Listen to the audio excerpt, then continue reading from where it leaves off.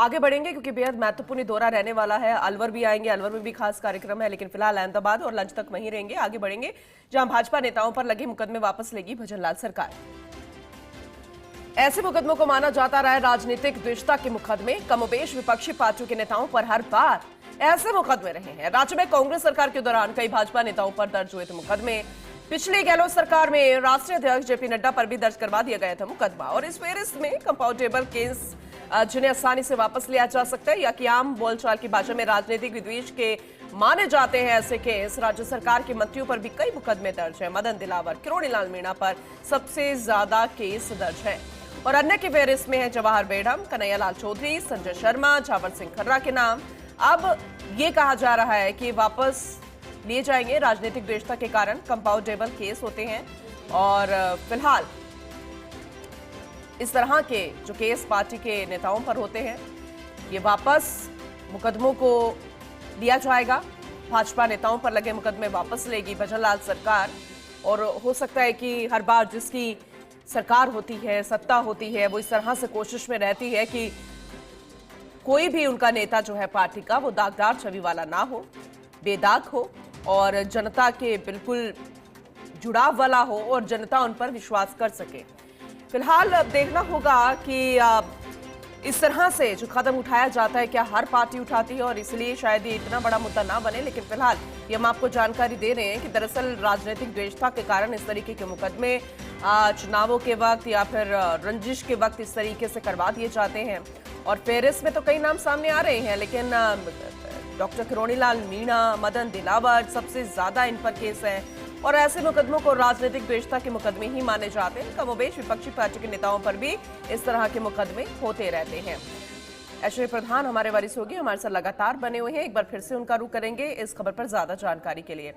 ऐश्वर्य, क्योंकि जिसकी सरकार होती है वो चाहेगी कि उनके जो नेता है वो बेदाग हो और जनता के साथ उनका ऐसा जुड़ाव हो कि जनता उन पर विश्वास कर सके। और शायद यही मंशा हर बार हर सरकार की भी होती है और इस बार भारतीय जनता पार्टी भी यही इसी कोशिश में रहेगी। लेकिन ये पूरा प्रोसेस क्या होता है, कैसे इसे कंपाउंडेबल केस कहते हैं, किस तरह से, किस वजह से केसेस हो जाते हैं, जरा विस्तार से बताइएगा। देखिए, दो तरीके के केस होते हैं। एक तो पूनम, सामान्य तौर पर आप देखते होंगे जब आप भी दर्शकों तक जानकारी पहुंचाते हैं, मिसाल के तौर पर कोई बड़ा आंदोलन किया गया, आंदोलन के दौरान भावावेश में कई बार ऐसी स्थिति होती है कि पुलिस और नेताओं में झड़प होती है। विपक्ष में जो पार्टी होती है, विपक्ष के जो प्रमुख कार्यकर्ता होते हैं या नेता होते हैं वो आंदोलन करते हैं, तो कई बार अमूमन पुलिस केस दर्ज करती है। और पुलिस जब केस दर्ज करती है तो पुलिस भी जानती है इस बात को कि राजनीतिक केस है, राजनीतिक तौर पर होते हैं। और ऐसा पहली बार नहीं हुआ है, कई बार केस बड़ी संख्या में हटाए जाते हैं। क्योंकि अगर हम केस हटाए जाने की बात करें तो हजारों की संख्या में केस हटाए जाते हैं। ऐसा नहीं कि एक आध केस ही हटते हो, हजारों की संख्या में कई बार केस हटाए जाते हैं। और दो तरीके के होते हैं। सामान्य तौर पर कुछ ऐसे होते हैं कि जैसे सड़क पर रास्ता रोक दिया या फिर जैसे कोविड में किसी ने मास्क नहीं लगाया और मंशा ऐसी नहीं थी कि मास्क लगाना भूल गए लेकिन उस पर केस दर्ज हो गया, मंशा खराब नहीं थी सामान्य तौर पर। या फिर लेकिन कई ऐसे गंभीर प्रकृति के केस होते हैं कि उन केसेस को लेकर पुलिस खास तौर पर विचार करती है, कानून विदों की सरकार खास तौर पर विचार करती है, कानून विदों की सलाह लेती है और सरकार पूरी बैठक के माध्यम से फिर तय करती है गुणावगुण के आधार पर। क्योंकि वो मामले ऐसे होते हैं कि जैसे कोई दंगे भड़काने जैसा आरोप है या ऐसे कई ऐसे आरोप हो जाते हैं। बाकी सामान्य तौर पर जो केस होते हैं वो वापस ले लिए जाते हैं।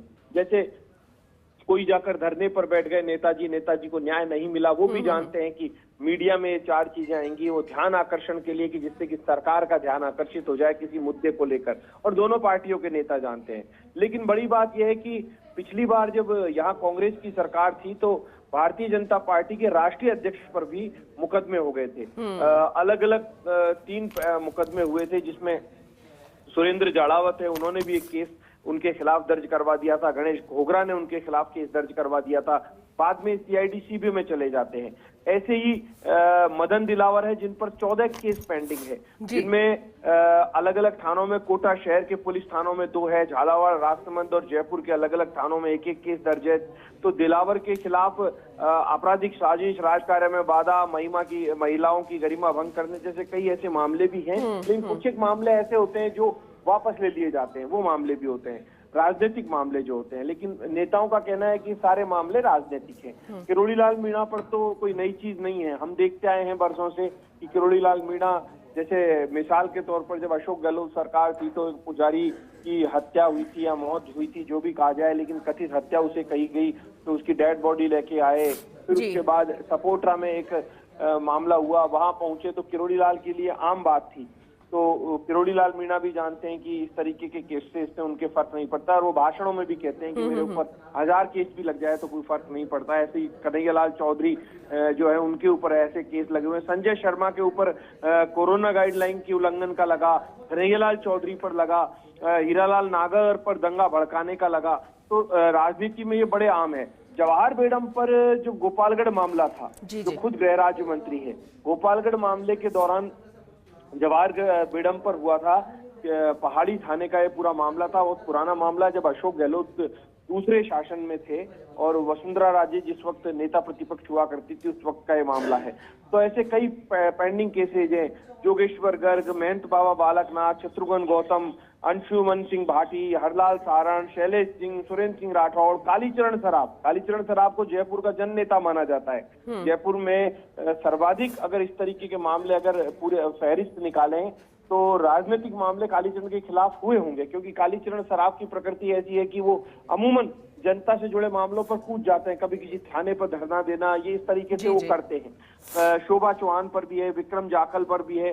तो इनमें कई केसेज ऐसे होते हैं पूनम, जिनको वापस ले लिया जाता है गुनाह गुण के आधार पर, लेकिन फैसला इसमें मुख्यमंत्री करेंगे, क्योंकि मुख्यमंत्री के स्तर पर ये सब कुछ, हालांकि जवाहर बेगम अपनी बात बोल रहे हैं, गृह राज्य मंत्री है, लेकिन फैसला मुख्यमंत्री के स्तर पर जब बातचीत होगी तो किया जाएगा। क्योंकि एक आंकड़ा है कि वसुंधरा सरकार में 40,000 मुकदमे वापस लिए गए थे, तो अशोक गहलोत सरकार में, दूसरी जो सरकार थी अशोक गहलोत सरकार, दूसरी बार जो बनी थी, उसमें 52,000 मुकदमे वापस लिए गए थे। पूनम, ठीक है, बहुत विस्तार से अपनी जानकारी दी है, बहुत शुक्रिया। इस अपडेट के लिए आगे भी आपका रुख करेंगे।